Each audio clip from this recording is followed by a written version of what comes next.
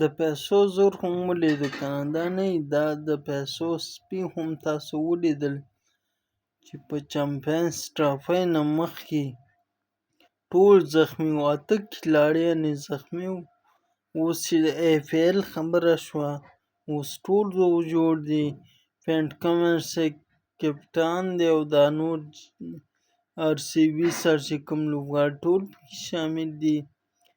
نو دا مونږ سره افغانانو سره چې لوبې نه کوي اسټرالیا یادوم، دا ټول د پیسو او د لالچ راغلي خلک دي او دوی د پیسې چې وله ورکړي کنه بیا به درته وایي چې وله مونږ خو په یو بهانه به ولټوي کنه، یو بهانه به درته ووایي چې داسې، خو خبره ټوله د پیسو ده.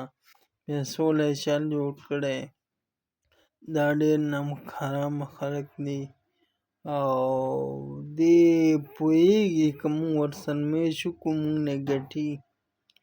نو په دې وجه باندې اوس آی پی ایل کې پټ کمنس بولدي لوبډال مشر دی، ښه رو جوړ دی، نه مریض دی نه چې دی کوم ځای شوی، ښه تیار سیټ دی. دا ټول حساب دا زما شخصي لحاظ دا ټول د انډیا هغه کمزور چې دی هغه راسي، ځکه انډیا ویل چې زه اسټرالیا ډېره قوي لوبډله ده، دغه کوم چې خطرناک لوبغاړي وو دا که لرې شي مونږ ته به د میچ مطلب د سیمي فاینل ګټل اسانه شي. خو بدبختانه دا ډېر د کم اصل بچي دي.